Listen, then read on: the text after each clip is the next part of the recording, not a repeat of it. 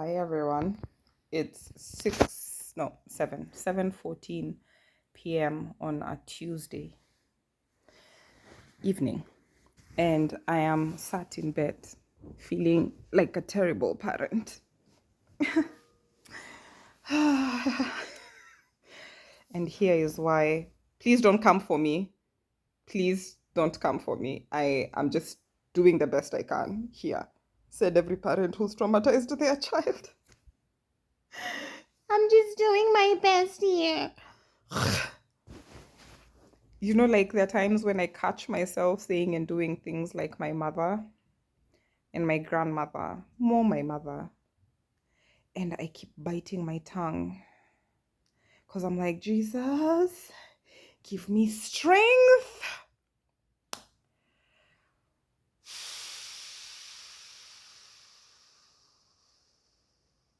Okay. I spoke with my breathwork coach today. I don't know. I don't know how I'm going to do this. I really don't. But so I asked my daughter to. I'm trying to think, did I ask her to build my website or did she volunteer to do it? I'm not sure. But I think I did ask her after I mentioned to her that I needed a website, and the person who was supposed to do the website, we were not on talking terms for a while. And then when we got back on, I don't know if we are talking or whether they're baiting me. I have trust issues with men. So I take everything with a pinch of a healthy pinch of salt and the hottest pepper around, because I'm always waiting for the other shoe to drop with men, quite frankly. So anyways, me and my kid, she's great at communicating. She's great at communicating, not just she's great at communicating her boundaries, she's great at communicating timelines for things. She's the sort of kid who you send school fees. She's 24, just for context. And she goes and she makes the payment at the soonest possible time, and she sends you a picture of the receipt or herself queuing, and like she's just a fantastic communicator, which is why if you're all of 34, 44 years old and you communicate like a doorknob, I'm like, what's wrong with you actually? Men, what is wrong with you? I digress. So, my kid, we're having a conversation today. In fact, I am having a conversation with myself at like, I don't know, 1 a.m. I'm supposed to be watching a series, which is a thing I do to just get my brain occupied. So the series is playing, I pause it, and then I'm one of those people who, when I listen to music while working on something, I'll start typing the lyrics on my paper, on my report. So what do? I stop the series, or I type with it in the background, and then until I pause. And usually it's just for a few extra seconds. So pause, start working on my CV. And she'd wanted to do it on Canva. But then I sent her pictures of what I've done already, and she's like, this thing is done. Why don't you just, like, you're saying you're having problems with downloading it? I say, yes, I am. So this is the thing. I discover where the problem is. I don't have Amazon Pay, and I don't have money on my PayPal, which is linked to my Kenyan account. So it has too many deductions, and I only have my German bank card, which starts with DE at first, like DE numbers. And when you enter that, you first of all, you can't even type in DE because the only options you have are for numbers when you're including payment details, card payment details. So I use my Kenyan account, and I'm so panicked as I say this right now because that card expires in January. Maybe I should just go home, right? Anyways, so I send her a message at maybe 2 a.m. and I tell her, hey, this is the message I've received. It looks like these CV editor people will not let me prosper. I want to edit my CV, but it's stuck. I have to make a 95-cent payment. And I'm like, cool. So I send it to her knowing she wakes up really early. She's one of those 5 a.m. club types. Me, can never be me. I did that in boarding school and it was enough. So I'm lying. If I have a client meeting at 5 a.m. or 4, I will wake up. So because money is it solves many problems.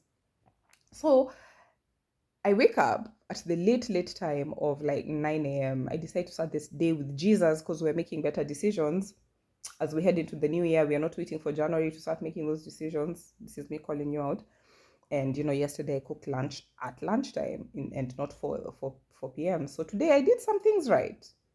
Woke up, stayed in bed for 30 minutes, went, took a shower, drank water, took my iron supplements because I've not been around cigarette or weed, marijuana, smoke in a while. And, needed to keep my stomach empty for 2 hours or so. And I thought if I have something high in protein that doesn't interfere with iron uptake, not caffeine, not calcium, I'm good, right? Right. So what do? I start cleaning the bathroom. I take the rag that I laundered yesterday that has been airing on the hot thing that you place your washcloth on in the bathroom. I don't know what to call it. We don't have them in Kenya. It's a pipe. It's hot. You place your towel on it so that your towel dries, etc.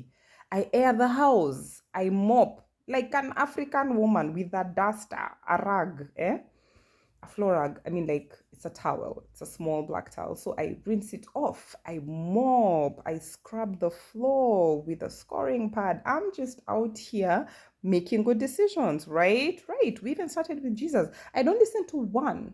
I listened to 2 devotionals today by Daily Audio Bible. The point isn't that I am on the 17th of June. It is the fact that I just woke up with Jesus today, right? I talked to him in the morning. That explains why the devil has it out for me. He usually doesn't come after me like this when I'm waking up to, I don't know, eat cookies first thing before I even take water. Like, he doesn't come out for me when there's a strange man in my bed. He doesn't. He comes for me on the days when I am looking for my savior. So, me, here I am, thinking, oh wait, my child has not seen this message or respond. No, she had responded. She responds. She communicates, not like a doorknob, like an actual human being with a fully functioning brain. So responds to my messages. I realize, wait, she's not responding to the other one. So I give her the instructions of what needs to be done.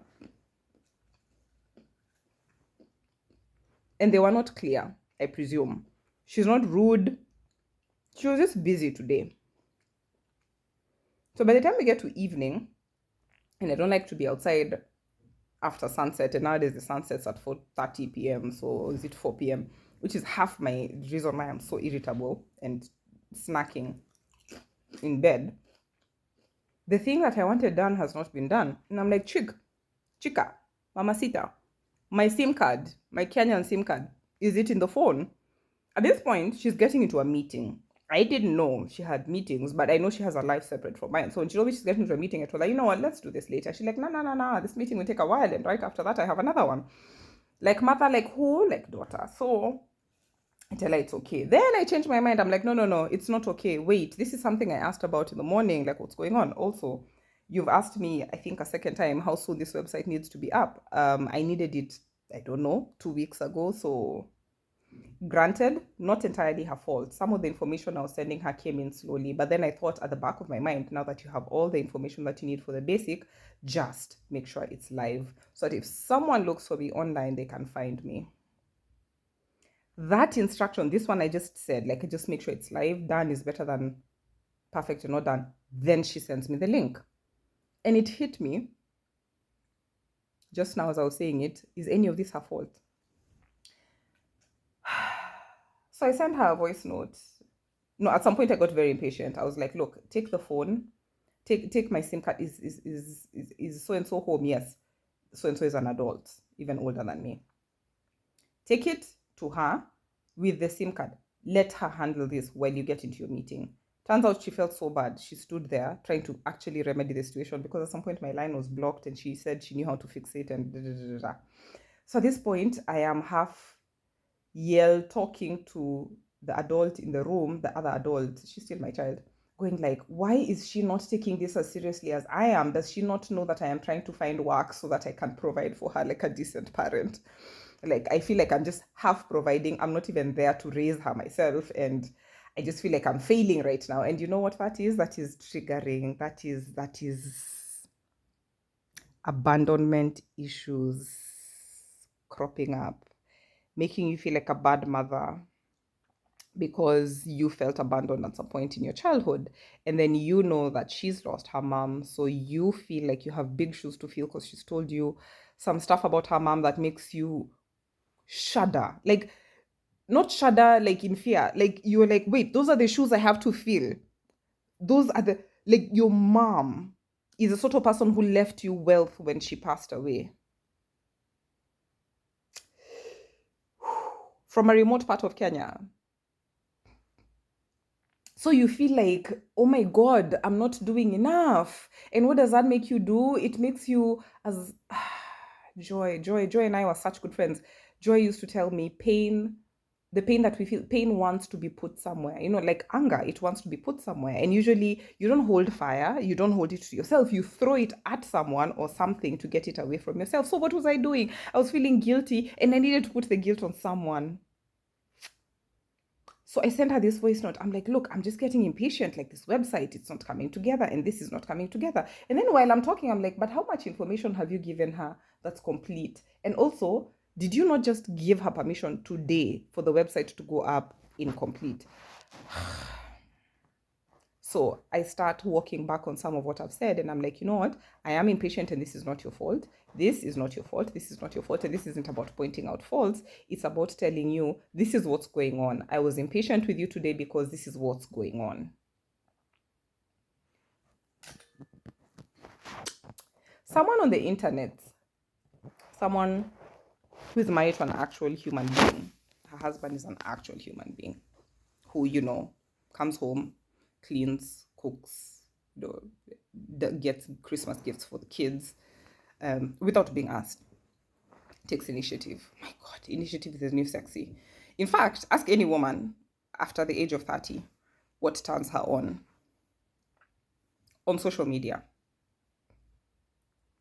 Is it a man talking about what it means to be a man and a leader of the home, a priest of the home, or is it a man in a t-shirt and shorts who's clearly taken a shower, looks like he smells good, cleaning the house, mopping the floor properly, like in those nice strokes so that he's not leaving dirt behind, right?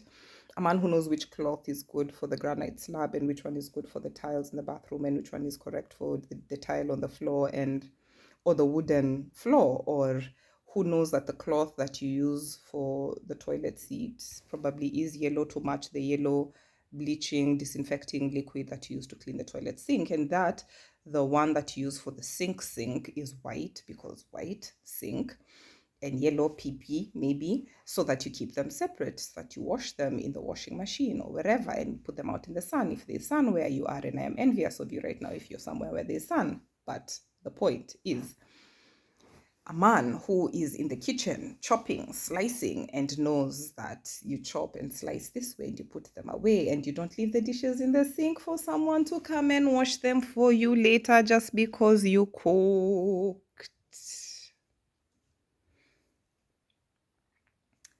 When I tell you, even me here, with all my, I can't even, with the men right now, when I see videos of men cleaning, especially a kitchen, scrubbing a toilet, ooh, putting a toilet seat down, I lose it. I lose my cool. My feminism just sits down for a while. I feel in my soul like, oh, I would call him daddy. When I see a man who knows how to go grocery shopping and he picks out the yogurt that she likes, the particular brand of Greek yogurt that she likes, and comes home and puts it in the fridge, he doesn't leave it on the counter. He puts everything in the fridge, and whatever needs rinsing or wiping is rinsed or wiped. And then, so that she's not coming home to deal with half-ass done chores. It's just chores are done. Notice how the average person will sometimes like just put laundry in the washer and then set the time and everything, and then tell you, oh babe, could you put it out to air for me? So did you do the laundry? Who did the laundry? And this isn't about who did the laundry, who didn't do the laundry. It's just if you're going to do something, see, you just do it to the end.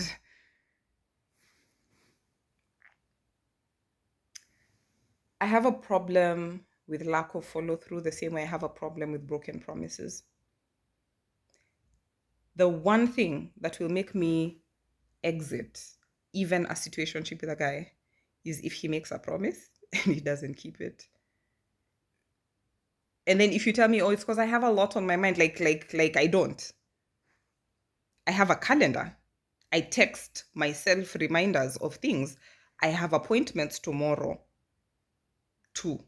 One is tentative. And because I have ADHD and time blindness, I have alarms before those appointments, which are set on my calendar. I schedule everything. Today, my calendar read chill mode on because I needed a rest day. Granted, when you have ADHD and you're in a state of hyperfocus because you're procrastinating working and avoiding the exam that you need to do on Thursday, it's a 2-page report, so don't worry. I'm like, I've been telling everyone, I've coded. I've learned how to code. Python, R language, CSS, HTML. 2-page report in epidemiology will not phase me. Hydroquinone, quinone, whatever, for mild COVID. That one, which I did the class presentation, so I already have a percentage of the mark. I'll do it. I know I will do it because this time I'm not as depressed as I was in July when I missed it. Because even then I had the presence of mind to email my professor and go like, I can't, I have no capacity, I'm not able to do this exam, I'm going through a depressive episode. And that was hard to do. I regretted it immediately. I sent it. I was like, oh my God, I'm an African woman saying I am depressed. Oh God, how will they see me? It was weird considering I'm a mental health advocate. Parenting is very triggering. If you want all your childhood trauma to come back so that you can deal with it one by one, like muchele, like rice, like selecting rice, parent. And my friends, all my friends are parents. One by birth. My friends are parents to their nieces and nephews and their sisters. And they are a safe space for them. And they teach them to question everything. And my friends, there's also people who have either gone for therapy or read books or both. So the conversations we had on our group call was, this is how I'm dealing with my niece. This is how I'm teaching my nephew to question everything. I'm teaching him to respect his parents' religion, but I'm also teaching him to think for himself, but also still believe, And then this is how I'm teaching my nieces and nephews how to communicate clearly when they have needs and and how they can use me as a safe space to address the issues they don't feel like they can address with their parents, and then within reason give me permission to address some of these issues with their parents. And then this is how I am being there for my sister. Oh, and by the way, Sharon, thanks, I know you're talking to my sister about this and that she mentioned. And so we are holding the fort. My daughter is staying with my friend. My daughter is staying with someone who I trust to take care of her. I sleep at night knowing she has a home to go to, a place to call home. She has food. She does dishes. She's a big sister to a boy and teaching him how to do better. And then she's also supposed to be learning from me how to do better. So, like, sometimes I get impatient and then I realize it's in my tone, and then I see that she's cowering, and then I see myself as a 20-something-year-old thinking, oh crap, I've disappointed my mom and she does so much for me. And then I go like, wait, am I being a bad parent? Am I damaging her? Am I hurting her? Am I making a mess of the legacy her mom left behind in the way she loved her unconditionally? Am I making her experience conditional love?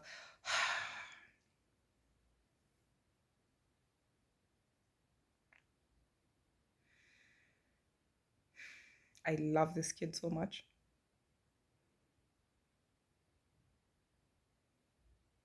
I never want her to feel like there's anything she could do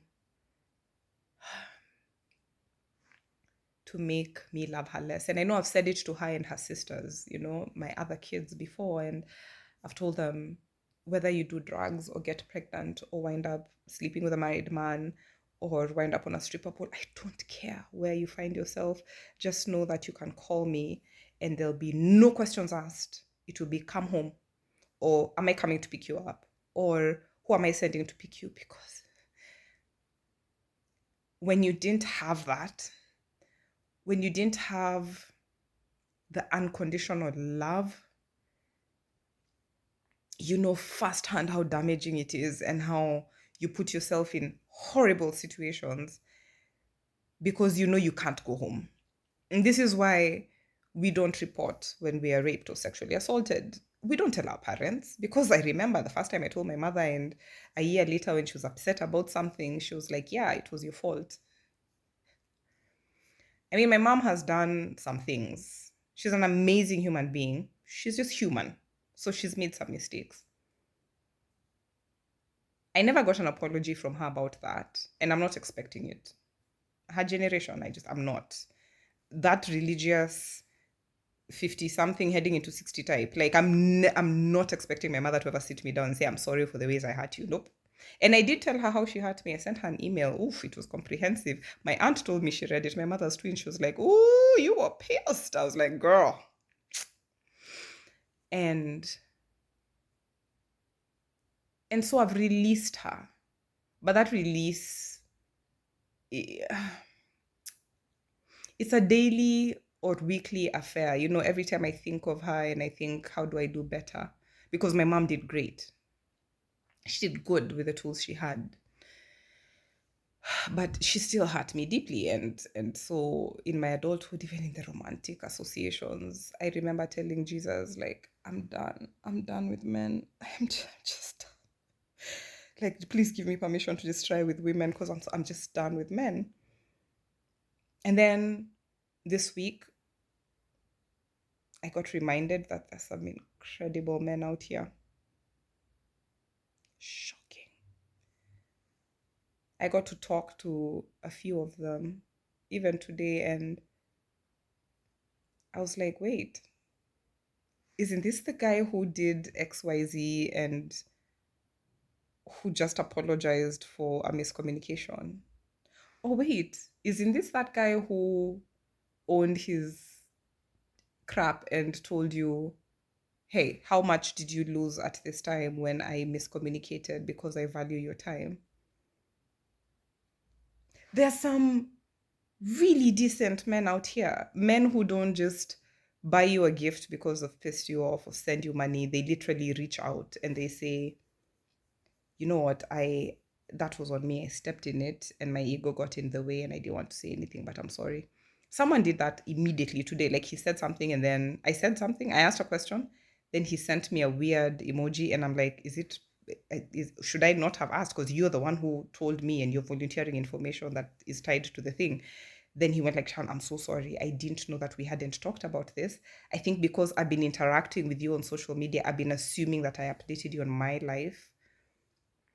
Oh yeah, but as you asked, yes, this happened and it happened at this and this time. And I'm like, I had no idea, you silly goat. And we picked up from there and he said, Sharon, I'm genuinely sorry. And I felt that in my soul. Ruby, you're ruining me. And I also snapped at someone earlier this week and he could tell. He was like, I didn't mean to offend you. It's just, I honestly was curious. I'm like, I don't like explaining myself to people, especially to men. I am an only child. I am a firefighter at home. I fix problems. When I tell you, do this, I just expect you to bloody do it without asking me questions or asking me to explain, especially when you offered to do it to begin with. Give me a solution. Don't offer to solve and then not solve when I come to you with a thing. And he immediately said, I got it. I'm on it. First thing tomorrow. Of course, in my petty, triggered, childish self, I deleted the things that he did. And he woke up in the morning, he's like, they are gone. Where are they? And I told him it's okay. It was my pride and anger. Here they are. And then we had a conversation, more of a chat about like, that was me triggered. And now you know what it looks like. Because we are new in this thing we are doing. It felt so good. And even, you know, like someone you can just tell, I'm just tired. I have a UTI and I hate how it feels. I'm here sipping on cranberry and buying cranberry. And he's like, yeah, the ex had those, and is it something I did? Or, like, it's just so good. Because I remember when Rose Misati in 2020 told me a version of, if you were broken in relationships, you'll be healed in relationships. I mean, granted, in hindsight, I now see that it's relationships with myself and then my close female friends, and then, and other things. But if there are two relationships that will trigger the heck out of you, other than your close friendships, it's going to be parenting and romantic partners. Because then you will see your family dynamics coming out. So today I feel like I should have done better. I could have done better. And then now I realize I actually did. I walked back and I told her, this is on me, this is on me, this is on me. I was being impatient and this is the part I contributed towards it. What I hope that you do differently is communicate. This doesn't make me love you any less. Let me know how your schedule is looking. Because unlike my mother, I respect that she's a whole human being who's entitled to spending her time the way she wants. She doesn't owe me that. Just because I brought you into the world, like, your time is my time. I remember I had those fights with my mother where she's like, where are you going? Why aren't you doing this with me? And I'm like, I have a client. They pay me. And when they pay me, I can sort the electricity bill here. And even when she reported me to some church elder who sat me down and started telling me, she's your mother. She wants you to go look at the land that she's buying because you're her next of kin. And I'm like, she couldn't tell me she had to go through someone. Really?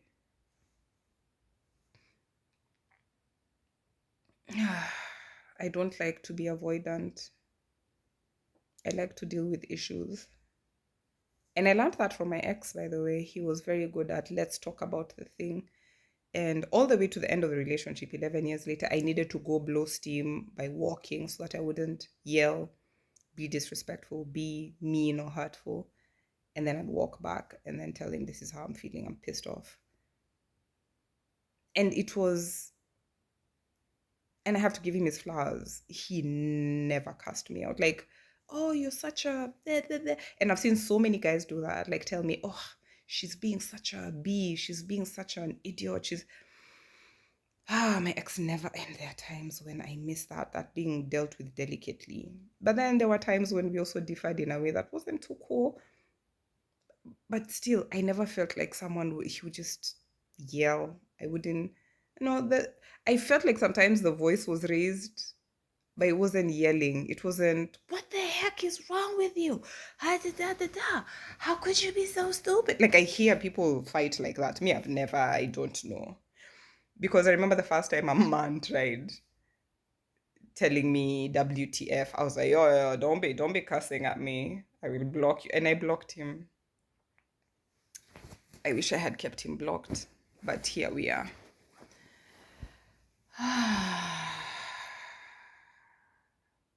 To all the gentle parents out there, I am rooting for you. The person on social media said, you know why gentle parenting is so hard for us as millennials? We basically didn't have a script for it. So we are learning on the go. Story of my life. I was going to say Wakanda forever. I don't know why, but pray for me, y'all. It's been a heavy day.